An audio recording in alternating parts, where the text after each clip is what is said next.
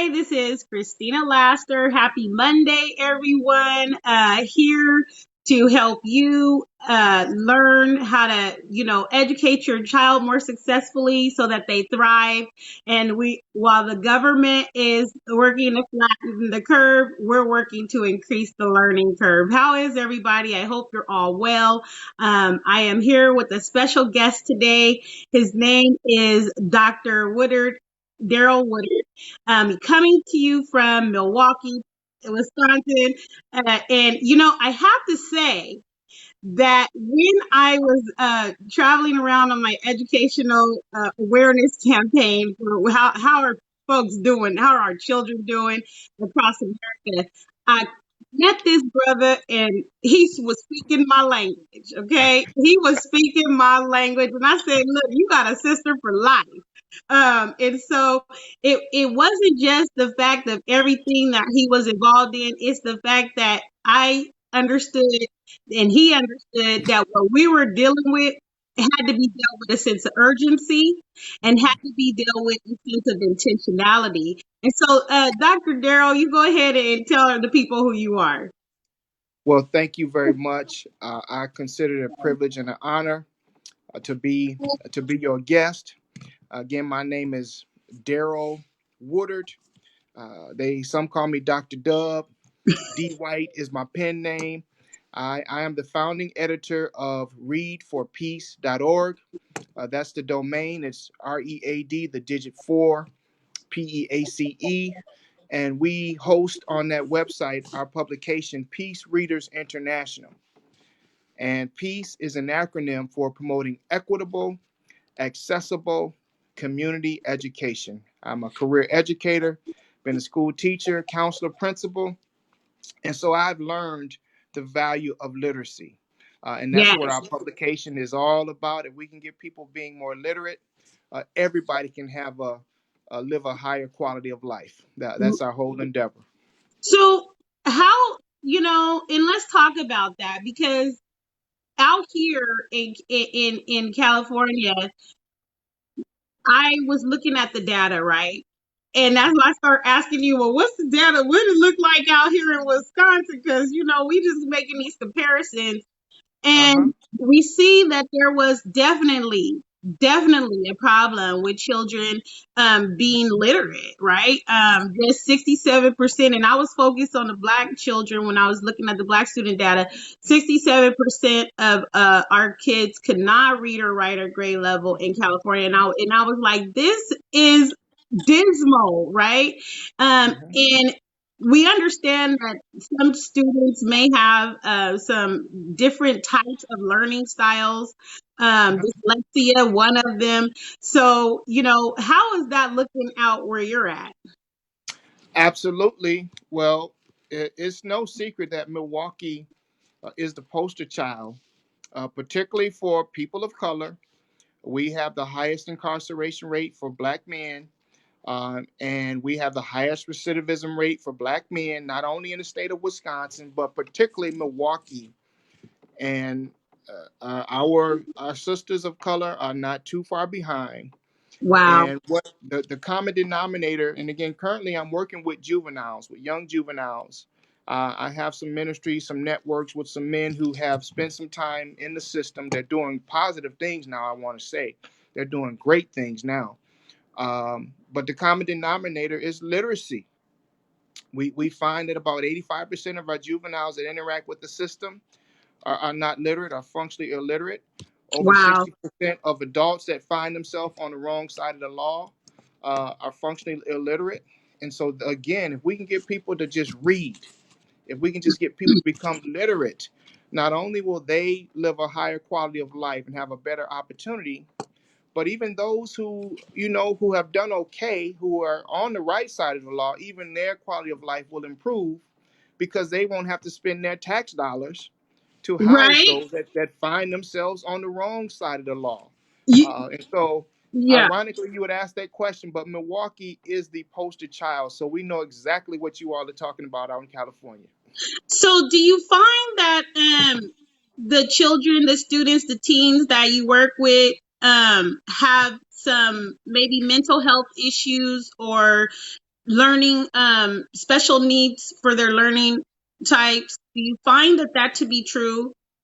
That's true because they have been diagnosed with some kind of either a behavior disability, a learning disability, and I've spent my entire career working with students with disability. I was a special education teacher. I was a school counselor, so I'm the one that's writing the IEPs. I'm the one that's the LEA at the IEP meetings. But I want to make this very clear. Although they have been diagnosed with a legal disability, whether it be a psychological issue, a mental health issue, a learning disability, or behavior disability. They do not lack intelligence. Thank you. I want to make that Thank very you clear. for They saying do not that. lack intelligence. Right. Absolutely. So basically, what we're talking about is the way that they access their intelligence, right?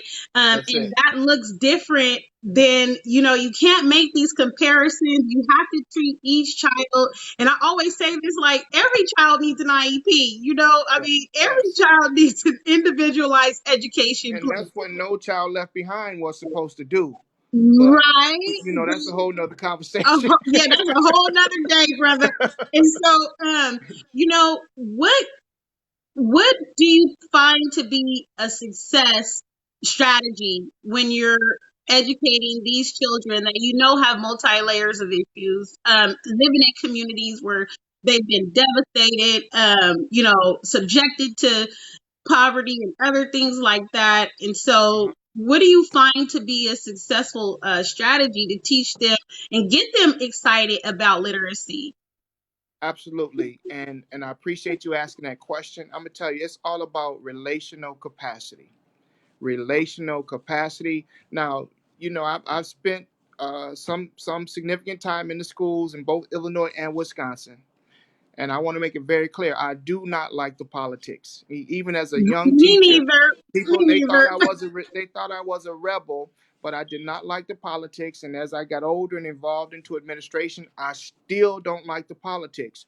But I will tell you one good thing that the schools are doing nationwide, and they are putting more emphasis on building relationships with students. Before you can Yes. teach them anything, you have to have a relationship. You have to understand where they are coming from. And oftentimes, our teachers are coming from much different places, much different backgrounds, much different communities than the students that they are commissioned to educate. And so I do applaud the schools on a national level that they are putting more focus on building relationships with students and just being present. Yes. Once the students trust you, once they know that you genuinely care about them, see, they don't care how much you know until they know how much you care. Okay, Right. and so Right. so my 7 college degrees wouldn't mean a thing No. if the students could see that I didn't care about them. And so I was working with students, and I was uh, showing my concern for them before I got all this advanced education. And that really is the key. Once they trust you, once they have your respect, and it's a mutual respect, then you can teach them anything. And I always say this, like, you cannot have trauma informed teaching when you the trauma. Okay, I mean, it's just not gonna work. You can, Right, and we can learn all these things, right, but when you have the trauma to the child, um, you're not gonna connect, right? right. And so, what would you give as tips to the parents to make their time right now, since the children are at home, worthwhile as far as boosting their children's literacy? Right. Sure. And parents, let me say this. I applaud you. But let me just say this right from the beginning. My dad, he got a high school diploma. Then he went into the army. He did okay for himself.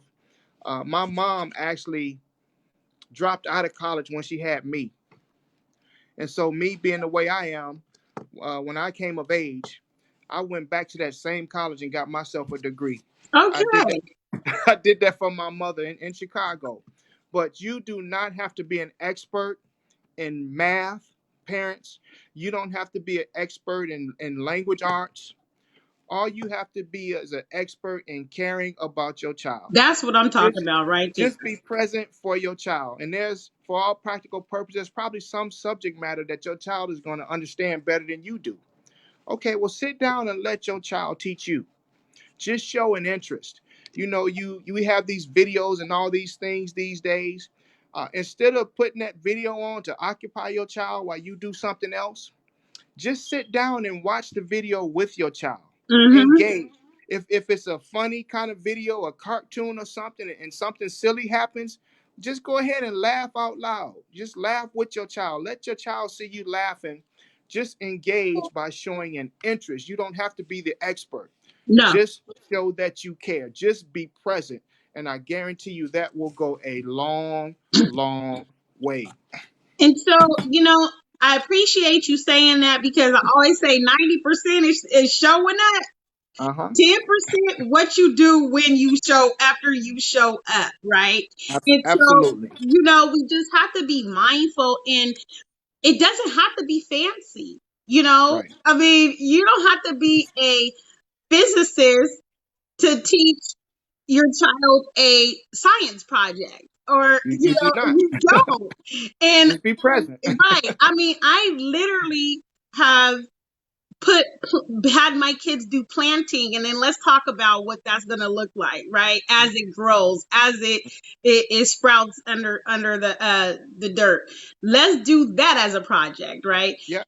Talking about just during the day having these discussions. It doesn't have Mhm. to be we're going to sit at the table for 6 hours, because that's an unreasonable expectation, right? Right. Right. And so I talk about those unreasonable expectations versus those reasonable expectations. And the kids will do very well just with you being there, having these discussions throughout the day, Mhm. continuing to have them and just ask questions for comprehension, everything. If my son reads a story in the morning and we work that through that story, I Mhm. want to talk about that. And then, just give him like real life examples for the content.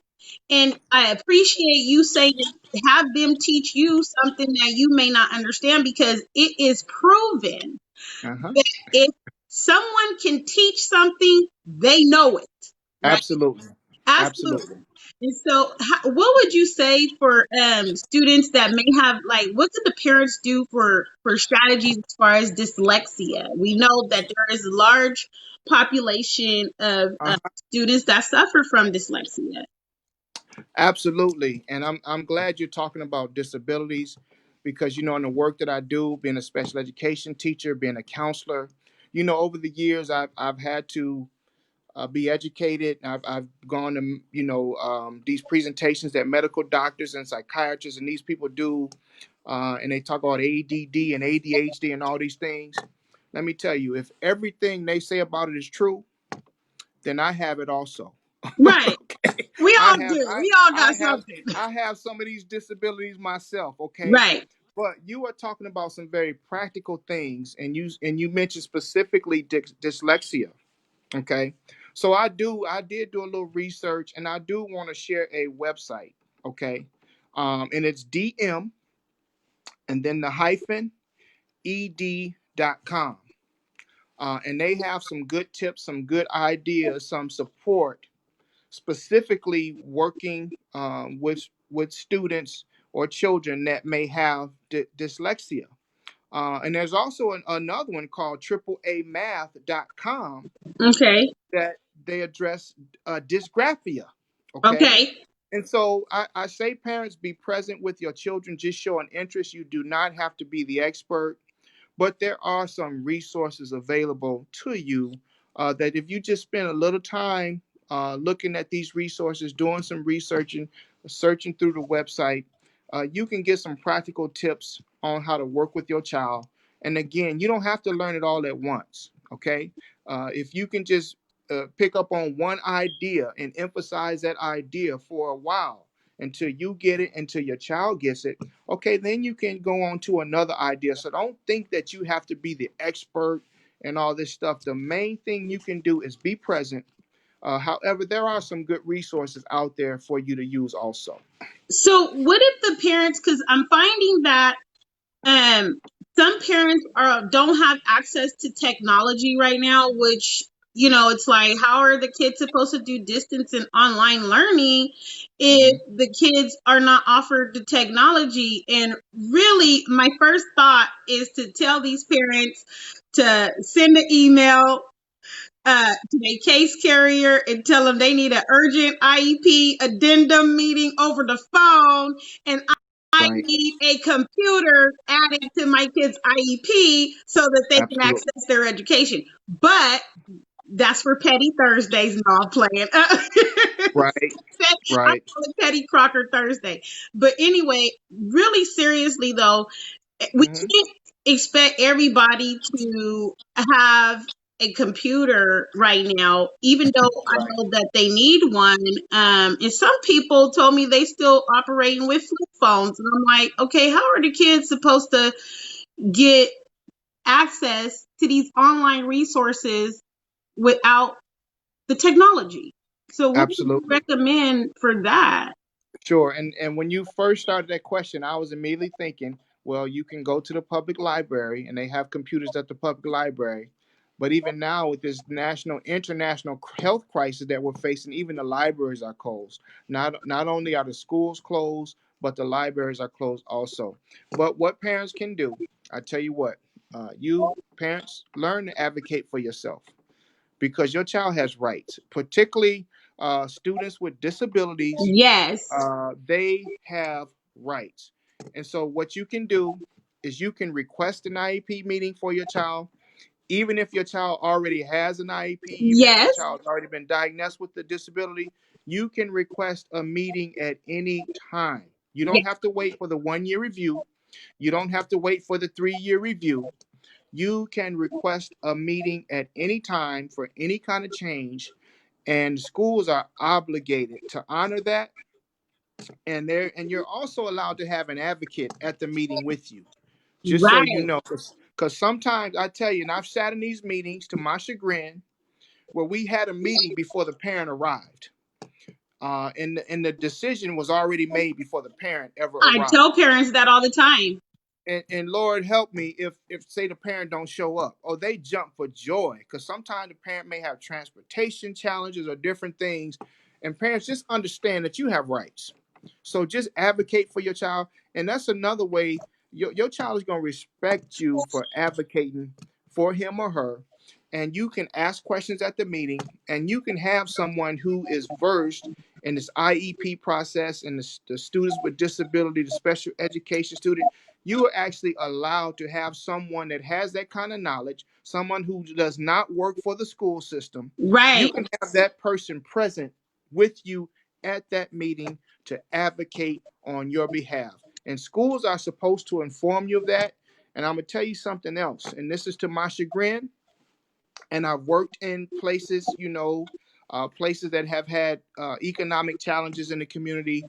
I've worked places that they did pretty good in terms of economics, and the demographics were a lot different than some of the places that have challenges. But what I found in all these places, they say the same things. There are services that schools can provide for your child, but they won't tell you that if it's going to cost them. Right. And because that is because if they horrible. make the recommendation,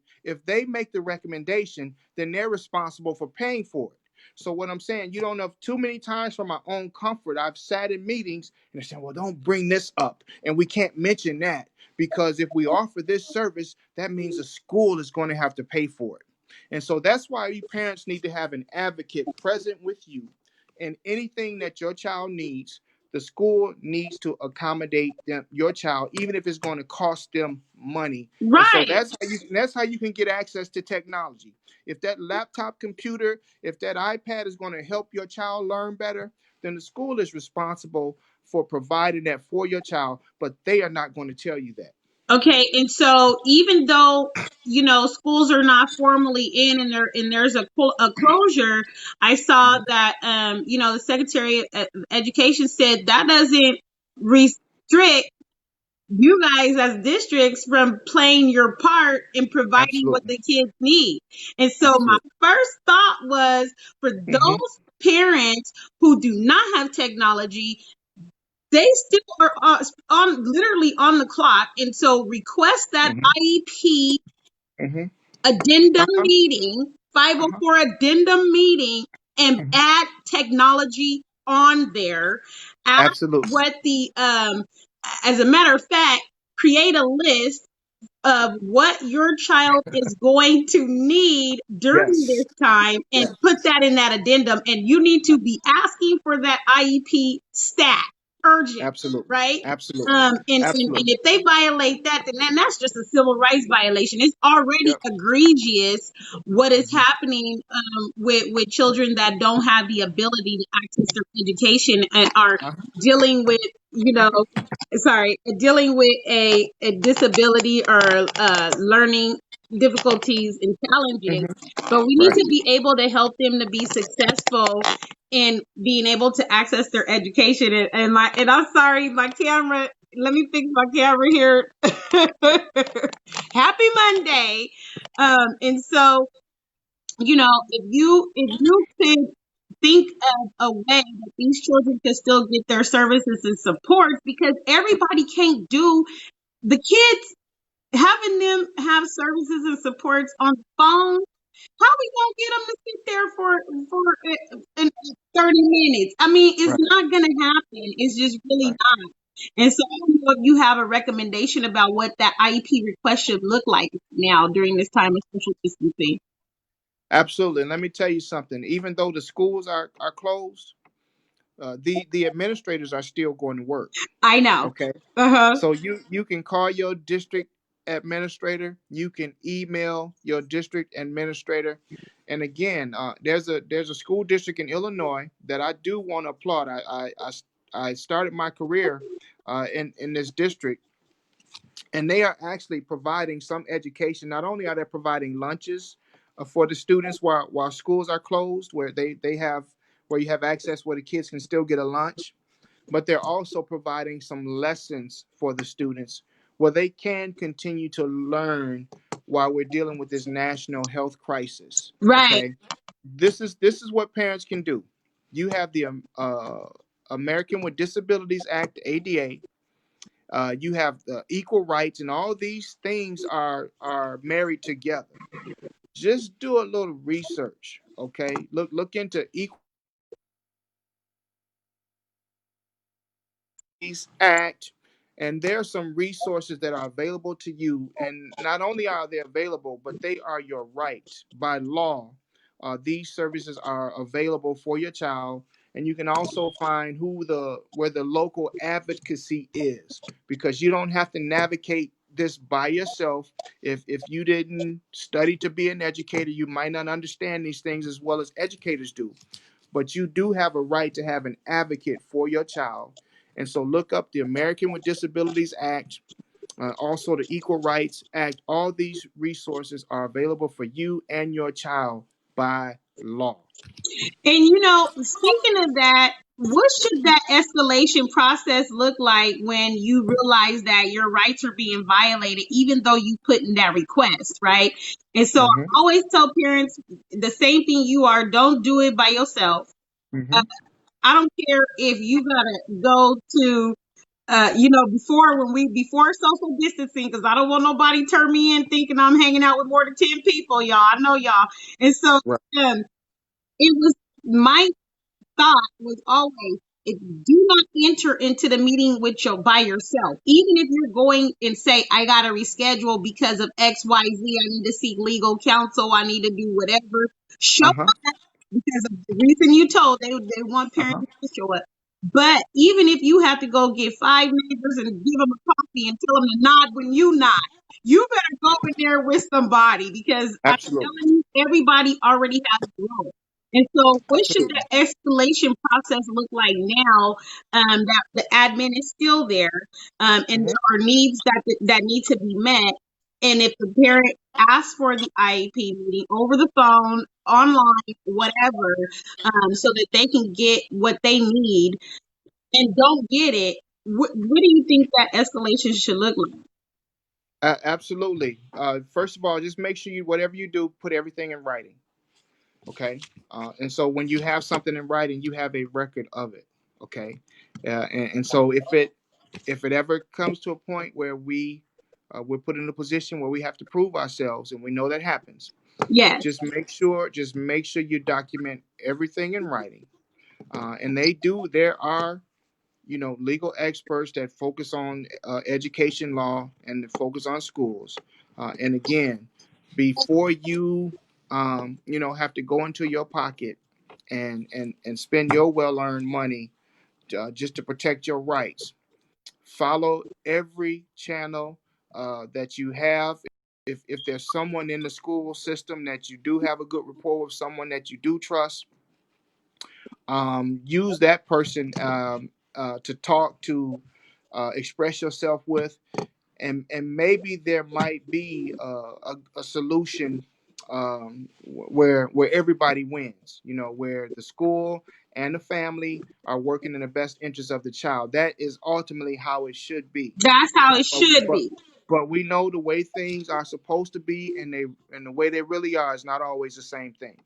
Okay, so find yourself, uh, communicate with someone in the school system that you do trust, that you are comfortable with, who your child trusts also, and follow every channel. Start at the building level, from the teacher to the counselor to the administration, and then go all the way up the chain of command to the superintendent. And the superintendent has a boss too, and that's the school board. Right. Okay. And you communicate with your local school board members. If you send emails, if you communicate with anybody, copy a school board member on it. Because if it's one thing that schools are, they don't like bad media. They don't like bad press. And even if they don't necessarily do the right thing, they still want to give the appearance that they're doing the right thing. Exactly. And also, don't be afraid to communicate with your local media, the local newspaper, the local radio station, because that's what they do. They do investigative They looking journalism. for a That's story. absolutely. And we can And I, give and I, them one all day. Okay. And you will get results. Okay. You will get results without have to spend your money on legal counsel. So I say follow those avenues first. But then if it ultimately comes down to it, find yourself, good legal counsel. And again, schools like to be politically correct. They don't like bad publicity. So exasperate all those resources first. And you are very likely going to get some results. But be prepared to get some good legal counsel as well if you need to. And I'm sorry, we have a little bit of feedback coming from somewhere, and I don't know, but it's okay. I heard everything you said, and I'm sure everybody else heard everything you said. And so, can you tell the people again? This is my brother, Dr. Darrell, coming out of Milwaukee, and like I said, when I met my brother Darrell, he was speaking my language, and I was like, there's lifetime connection right here. Absolutely. I'm And so, probably the most unpolitically correct person you ever want to well, meet. somebody got to be the public offender. And so here, can you tell people how they can find you? Oh, I'd be glad to. But I just want to share one more website. And Yes, and I love this website because I've created lesson plans from this website. Um, with lesson plans that were used countywide in both Illinois and Wisconsin. And right now they have some wonderful resources. March is Women's History Month. yes. And I mean, as soon as you log in, they have some wonderful resources highlighting women's history and the significance of women in our society. But it's the Library of Congress website. It's loc.gov. loc.gov. It's a wonderful educational website. They have primary resource documents right on the website. And it's just a wealth of information that you do not have to be an educator to navigate this website. It's user friendly. So loc.gov. Please visit that website. And Now, so we will be giving those resource lists to you guys. If you would like to find how to contact, can you tell them real quick how to look for your media outlets? Sure, sure. We're Peace Readers International. My website domain is readforpeace.org, READ, the digit 4, PEACE.org. And PEACE is an acronym for promoting equitable, accessible community education. We have 20 different genres. We have columns that are dedicated to kids. So please visit us. And also, we donate 40% of our proceeds to charities, to organizations that cater to women, children, senior citizens, and veterans. Okay, so we'd be encouraged if you visit us, and when we have some great articles concerning education and working with children, we have checker therapy, counselors helping kids relate. So please visit us. We'd be glad. And you could also drop me an email directly to me, d.white at readforpeace.org. And I am accessible. I am accessible. Thank I you will for that. respond. I will respond. Thank you Thank for you. that, brother. All right, so you guys enjoy that nice light snow out there. And thank you so much for the information and helping people to understand their rights, what the truth is, how to get that IEP meeting, how to set those reasonable expectations and Uh-huh. join in with your children.